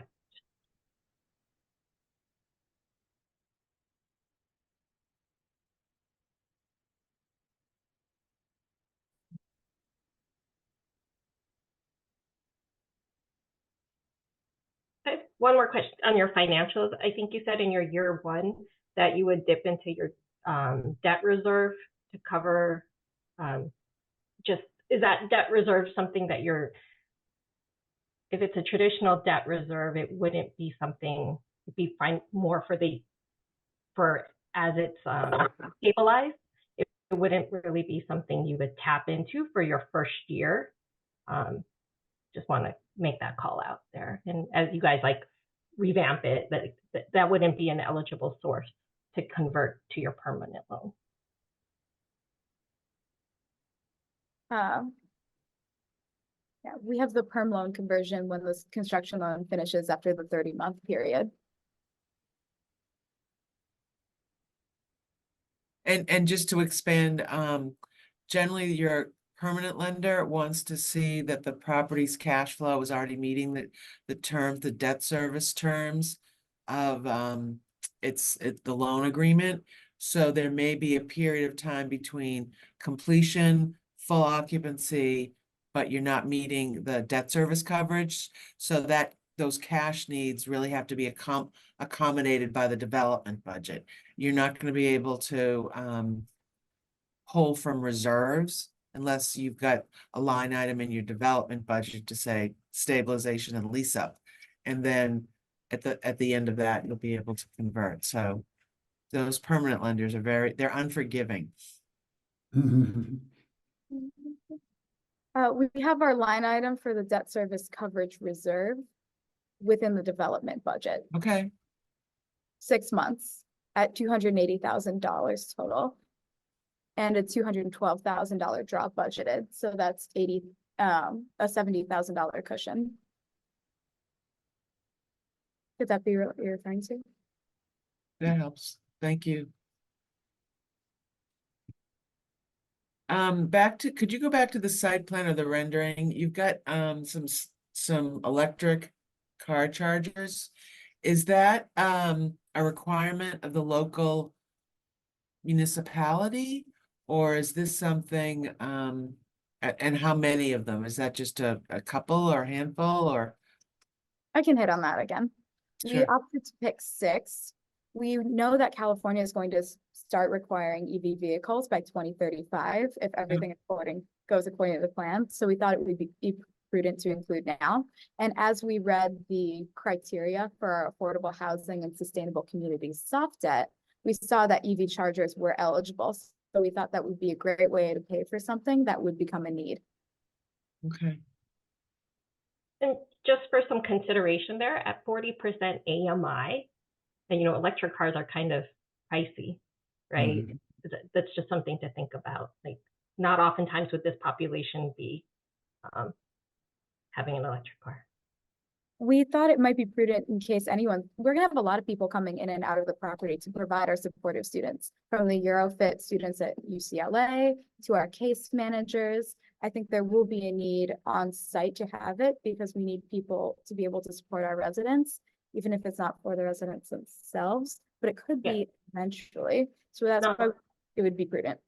That's a great consideration. The consideration. Yeah.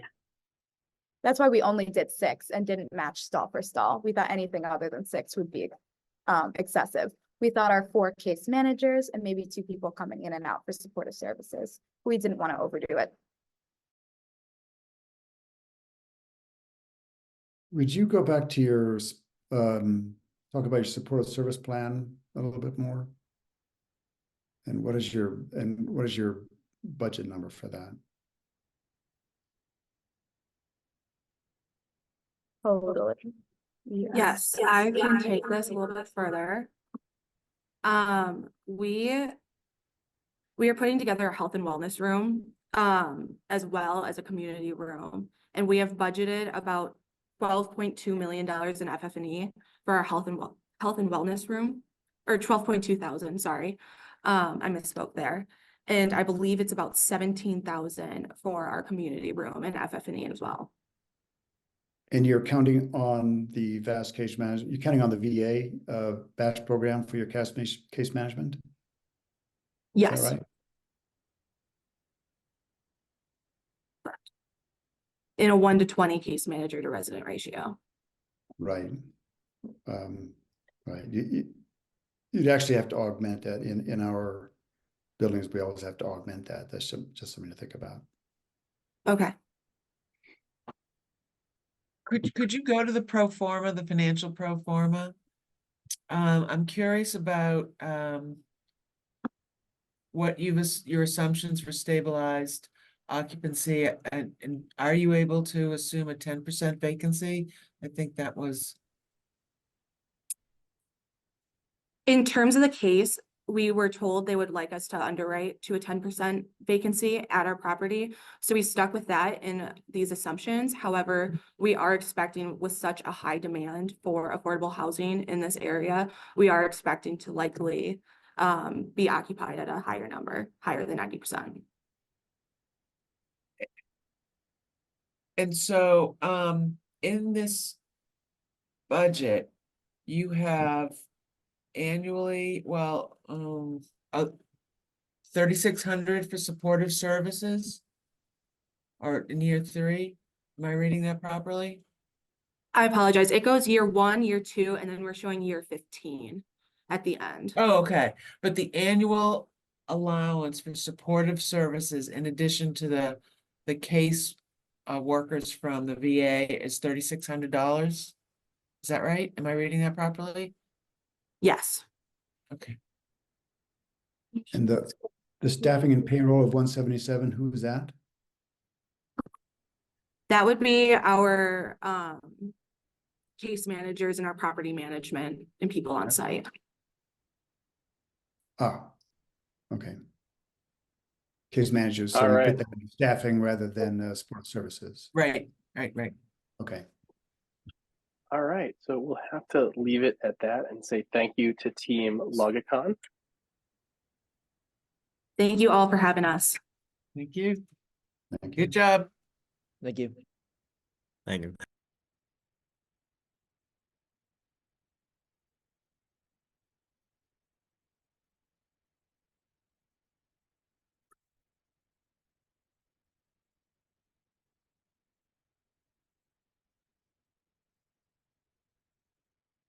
All right, we'll give our final team a minute to set up here, bring up your screen sharing.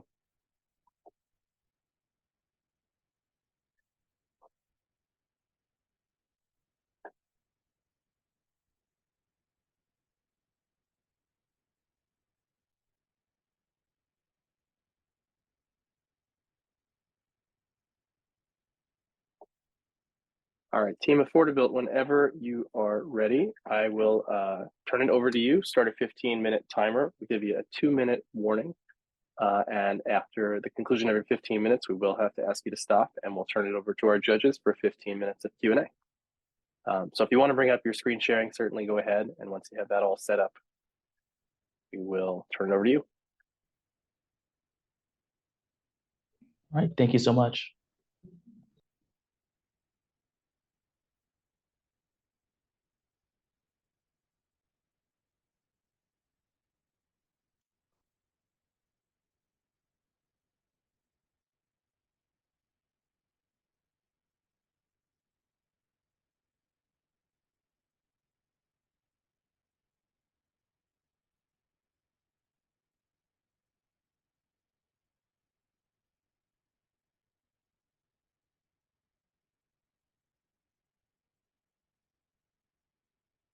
Can everybody see my screen? Yes. Great. Yes. We're gonna go ahead and get started. All right. Hi, everyone. My name is Joel Victor. I'm the team lead for the AffordaBUILT Development Group for West LA Homes. This is the proposal for development in West LA that we have. Here with me is my team, and I'm just gonna let them go ahead and introduce themselves. Patrick Puglisi. I'm a senior studying real estate. Davis Broadway. I'm a freshman studying real estate. Andres Cabral. I'm a junior studying finance and real estate. Sophie Mashad. I'm a junior studying real estate. Thank you so much for listening to us. So our mission within this development is not only to house the homeless veterans, but also rehabilitate them through our mental health and connection with nonprofits, as well professional development, so we can reconnect them with the greater LA community as well, because we believe that this is a process to help them start getting back on their feet so we can help more and more veterans overall.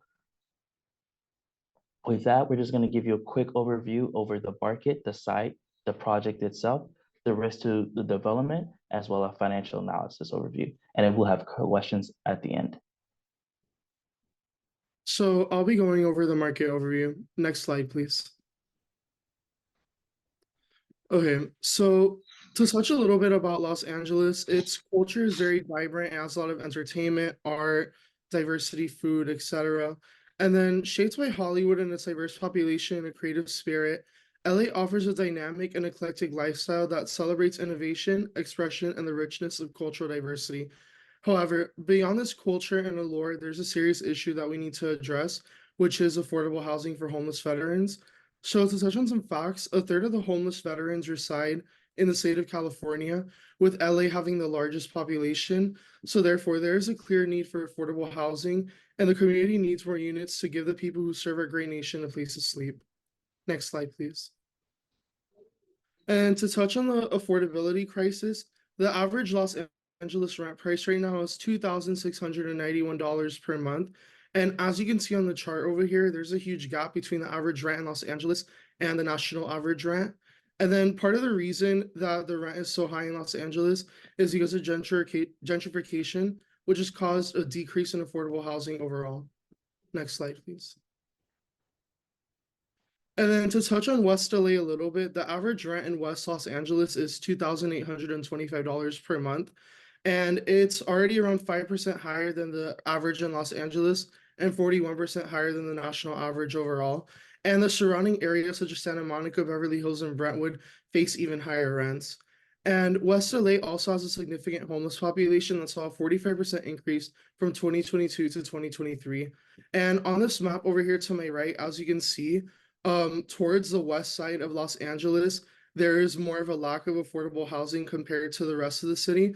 So that, again, shows an apparent need for more affordable housing in the area. Next slide, please. And then through a public and private development, we can create beds to house the homeless. And then some reasons to develop. The median salary of veterans in Los Angeles is $47,106 annually, which compared to the cost of living isn't really feasible. So the veterans would strongly benefit from an affordable housing project because it would give them access to high quality housing and provide the necessary resources and improved quality of life. And some of the needs we'll address through this are homes, jobs and healthcare, and a community to welcome them. Next slide. Hello, everyone. I will be doing this site overview. Next slide, please. So our proposed development location is at 11301 Wilshire Boulevard in Los Angeles, connected to the West LA VA campus. It is just a hair over 1.5 acres with an attached parking behind it. Next slide, please. So here are some points of interest around the area. All these locations within the mile offer some sort of military discount. The Jackie Robertson Stadium, who is home to the UCLA baseball team, they offer free tickets for all the veterans and military personnel. The Coffee Bean and Tea Leaf offer a 10% military discount. The Burger Lounge offers a 20% discount. And the Heroes Golf Course offers free gameplay, which is also connected to the West LAVA campus. Next slide, please. Here are some rent comparables within 1.7 miles, on average being 1.35 miles away. These are the best comparables to use because they're not only the closest to our site, but the newest, all being built within 4 years. They also have an average rent of $4,350. This gives our proposal around a 30 to 40% discount to market rate. Next slide, please. And I'll be quickly touching over the project overview. So currently our project is going to take about 44,000 square foot. The way we're planning on breaking down the building is that on the first floor, it'll just be the common space and then amenities areas with 5,000 to 5,000 square foot breaking down to the amenities that I will show you later, as well as the second to fourth floors will be just simply the units itself for the homeless veterans. The way we wanted to design the building was more of a Spanish style to match more of the West LA community, and just so it can be another building in place to just get that sense of community aspect going. So we for the unit mix, we plan on having 81 beds, so 69 units in total. We want to break down the AMIs from 40% to 30% to 20% because we want to have a diverse base of homeless veterans that we want to hit, especially the chronically homeless ones. But this as well works with our mission because our mission is to house them so we can rehabilitate them to through professional development, through mental health with the nonprofits that we are connected with, through any ways we can help them get back on their feet so they can go and reconnect with the West LA in the Los Angeles city community overall in total, but as well help with our soft loan financing with breaking apart the amount of the 40 to 30 to 20% AMI itself. So the amenities that we plan on holding on the first floor itself would be a computer lab as well as an office space and classroom space. The classroom space that we plan on using is going to be for workshops and events that when we partner up with local nonprofits to help the communities out through mental health workshops, through things that understanding how to work a resume, how to apply for a job, what are the skills that are necessary and needed for veterans to help transition into that space, as well office space for the case management for any local nonprofits to come up and set up shop to help us out with this, as well as computer lab for being an online site to be able to apply for those jobs, to be able to figure out where to go and things of that sort that they need to do if they bring you back work from home, and just being an overall community site as well for online certifications and processes that they will need for the future. And last is a laundry unit, just so we can have be a transitioning place so they can clean themselves as well as their clothes and be there within the community, because around the surrounding area there wasn't no place to deal with that, but there we can have that within the shop itself, the building itself. So the local nonprofits that we want to or connect with is the Wounded Warrior Project, to help, like I said, mentioned, with rehabilitate them through the mental health aspect, because a lot of the homeless veterans probably deals with PTSD, MST, or TBI, and we want to help them work through it and fight through it, as well as certain homeless.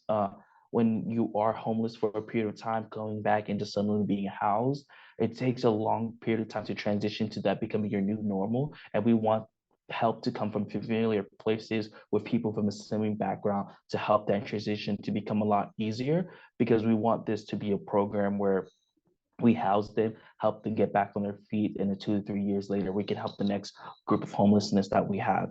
And that's why we want to partner with the New Direction Veterans as well as this other nonprofit itself. And so I'll be talking about the risks to proposed developments. Next slide. So construction delays often lead to increased costs due to extended labor hours, equipment rentals, and other overhead expenses. Delays can lead to a postponed start on operation, which results in delayed revenue generation. And construction costs can exceed initial estimates due to various factors such as material price fluctuation, labor shortages, and unexpected site conditions, or a change in the project scope. Budget overruns can strain financial resources and jeopardize the overall feasibility of the development. The permitting process is often unpredictable, with requirements varying depending on factors about project's location, its size, and environmental impact. Uncertainties regarding permit requirements and approval timelines can create a challenge in the project planning and budgeting.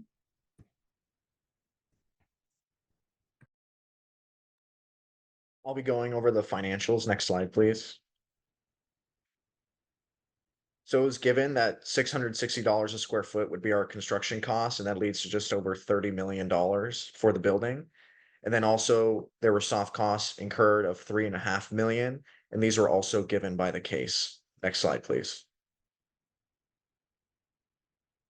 Continuing our development budget, we have financing costs that were also given. We have our operating reserves and our development fee, which leads our total development cost of over $45 million and over $650,000 per unit. Next slide. So I want to point your attention to the bottom left table. This is our sources tab. We decided to delineate our construction period versus our permanent financing period to better showcase that we passed the 50% bond test. As you can see, we have a 7% buffer of our bonds, funding 57% of the construction period. We also utilize CDLAC bonds up to the maximum amount, and we have 2 LIHTC equity installments during the construction period, as well as some soft debt that helps cover any cash shortfalls. In our permanent financing period, the components that make it up are our permanent mortgage, our CDLAC bonds, all 3 LIHTC equity installments, and our soft debt, which totals about $20 million. The soft debt that we use was a Supernova VAHF soft loan with a 3% interest rate, and it does not require to be paid back until we are cash flow positive, which we will go over in the cash flow period.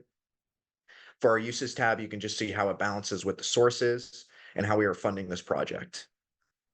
And we also deferred 50% of our development fee, which means that the developer still gets about $2.5 million upfront to juice the deal for them. Next slide, please. So I want to point your attention for the line item under gross potential income for the loss/gain to lease. This gain to lease that we wrote reflects the difference in the VASH voucher rent versus the max LIHTC rent. So as you can see, we are allowed to charge substantially higher rent, given that we are targeting chronically homeless veterans. And so we underwrote that every unit is VASH voucher, and we are collecting substantially more rent from that versus what the max LIHTC rent would be permitted in this area. As you can see, year 3, we start to lease up the property, and the cash flow increases from there. Next slide, please. These are the expenses that are incurred, and they were given in the case, and we grow by inflation, and then they grow over time. Next slide, please. And we modeled this with various different financing options. We originally had a bridge loan, but as you can see, we zeroed it out here. We did not utilize any bridge loan financing for this. We underwrote that the soft loan was completely paid out during the financing period and covered any cash shortfalls. Now, remember, with that loan program, it also does not have to be paid back until we are cash flow positive. So as you can see, in year 3, we have a low cash flow after debt service. But beginning in year 4 and starting in year 5 and thereafter, we have growing positive cash flow after debt service, making this project feasible for the developer. Next slide. You're muted, I just John. want to, sorry, I just want to touch on and recap on the overall goals of this project. So we plan on creating a 4-story tall affordable housing unit that can provide 84 beds to homeless veterans. So, but that's not the only place where we stop. Where we stop is when we finally have those veterans reconnected to the LA community through rehabilitating them through our nonprofits connection with our partnerships, through the on-the-site job training, through using the computer lab as well as the classrooms, as well as bringing them a sense of community and welcoming them into this LA form, from being homeless to now being housed to now getting a job, so they can slowly but surely pay the rent but move out into the world where we can then have another units for the next All veterans right, that we I can have target. to stop you there. I apologize. That is 15 minutes. So we will now open it up to 15 minutes of Q&A from our judges. I have a question. You guys had mentioned earlier that there was a Spanish style architectural rendering. And from reading the case study, is that kind of in line with what the campus looks like? I'll go ahead and take a stab at that. When I was looking through Google Maps and looking at the communities around, it does match. And specifically, there is a police office that has that same type of look to it. So I wanted to make sure to match that overall feel within the community as well. Okay, thank you.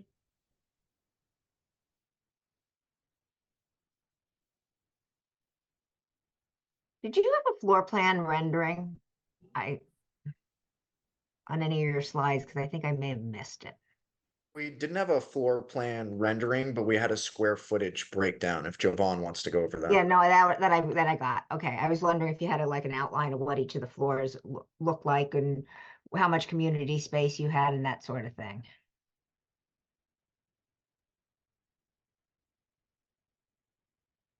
The community space is there.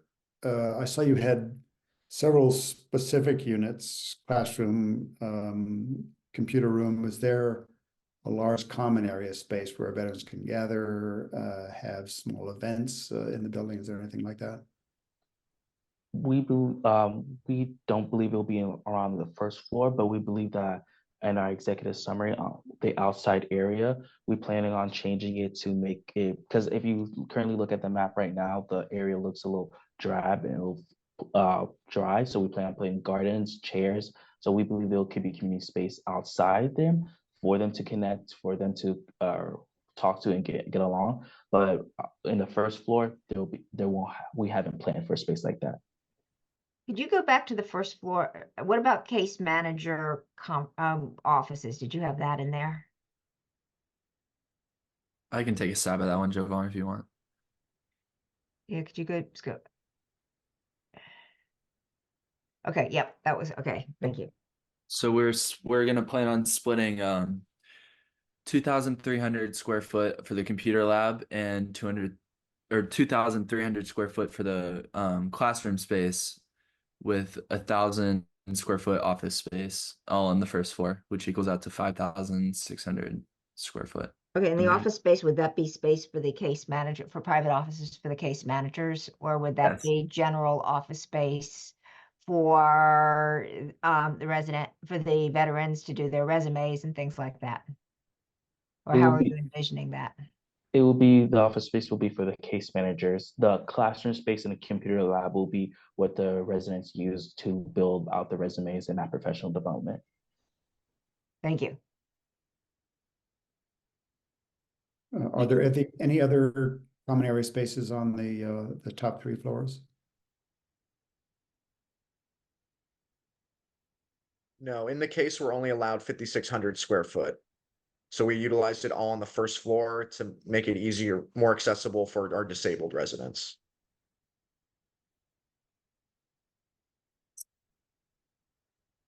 Could you speak to the market comparables that you use to compare when you set your rents, or you evaluated the market? Yes, so we evaluated it by so we took Santa Monica Breeze 1 and 2 bedroom and averaged out the prices of rent for a 1 and 2 bedroom to get those numbers for all 4 of them. Okay, and are those all market rent? There's no rental subsidies or low to moderate income residents in those units, is that right? Yes, those are just normal. Okay. Okay. Normal. And then what is your expectation for the future residents? Will they be working? Will they be disabled, or what is your expectation on their income sources? I'll take a stab at that. We will prefer like 40% AMI to be working or have some type of little job. However, we want to create a program to help transitioning in getting them to work. So that's why we were really focusing on partnering with the nonprofits and figure out job training to get them connected with the community that way. And dealing with that, meaning that I believe there's a bus system called Star Metro that goes around the VA campus. And then through that VA campus bus, they can go transition to another bus station to go to work within the city of LA. Yeah, and also we split our setbacks to have 20 and 30% to capture different portions of the veteran population, specifically those of lower income. So we plan on having a diverse resident base of veterans, from the chronically homeless to all stages.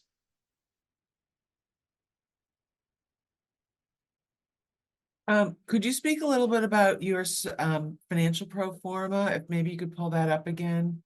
Yeah, which part in specific? Just looking at the year 1 and then the out years to see how you've trended your income and expenses. Yeah, Okay. there you go. Actually, so go down to the expenses. There we go. Can you show where the support, okay, there's the supportive services. And what do you include in that? Do you have a sense of what the actual detail is for those costs? Right. So the number actually is given by the case Oh. per unit. But we propose that to be, sort of maintenance costs associated with the classroom, offsetting costs. Obviously, we included as many nonprofits as we could to keep the costs low, as well as integrating with the VA campus in general and providing services. As you know, the VASH vouchers also come with a dedicated case manager.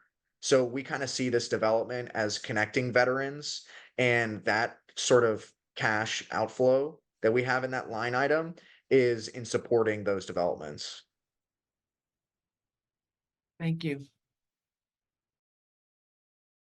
Can we just see maybe the slide after what your NOI debt coverage ratio is for the life of the property, or the 15-year compliance period? Do you have that? Yes, is this what you're referring to? Oh, so cash flow after debt service here. Okay. Correct. Did you develop a slide that shows the debt service calculation? Because very often when you convert to a permanent loan, your permanent lender will want to see that the stabilized property income and expenses covers debt service by a certain factor. And it's helpful. Right, so we sized see- this to 1.2 debt service coverage ratio, the permanent loan of our stabilized NOI. And remember, I mentioned that our soft loan, we had underwritten that it is funded at the closing table. That will cover any cash shortfalls because it doesn't have to be paid back during any cash flow negative periods, and takes us into the stabilized period in which we get that permanent financing. Okay, thank you.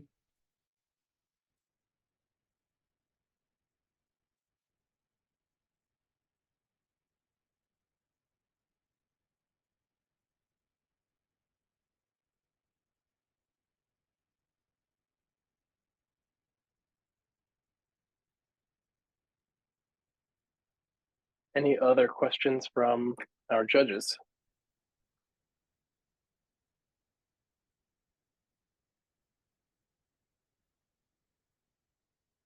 All right, well, with that, I will say thank you to Team AffordaBUILT, and I will, at this point, invite the judges to step into the separate Zoom that we have set up to deliberate. So we're gonna have some comments first from the judges. Yes. Isa from Capital One. First, want to just congratulate all of you on such a really thoughtful presentation and project that you guys all put in. You kind of probably got your little bit of that underwriter stressing out feeling during this process. And I thought everyone did such a great job. Everyone was incredibly poised and presented just such great products that would really ultimately build housing for a very vulnerable population in our country, the veterans, and would really, in a sense, make 69 new homes for people facing homelessness. And so I just think that the work you did was incredibly inspiring, and I encourage you all, like, as you pursue your career, to keep thinking about the affordable space and how you guys can make an impact in making the lives better for all of our populations that are on the fringes. Thank you. Wonderful. Thank you so much. A word that was used as I was debriefing with the judges was mind-blowing. So, really proud of all the work that was done today. Okay, what everybody wants to hear. The 2024 6th Annual Corcoran Center Case Competition Championship team is Logikon Capital from the University of Wisconsin. So congratulations to Team Logikon. In second place, the judges have chosen City Lighters, who are from Boston College.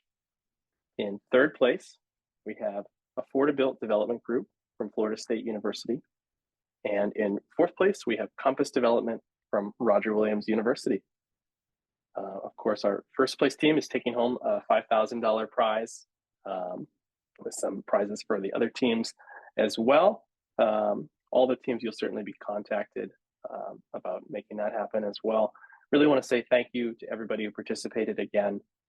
Thank you to all of the students, and I really hope for all of you, no matter whether this was your first brush with affordable housing or whether you're about to graduate and pursue a career in the industry, there's a tremendous need, and careers within this industry and within many of the interrelated industries really offer intellectual challenges that intersect with many of the existential problems that are facing the world, and they really present you an opportunity to have a wonderful remunerative career that makes a positive difference in the world. So I encourage you, no matter how you're situated, continue to learn more about this field. There's lots of opportunities to get involved. Wonderful. Thank you all, and I wish everybody a great day.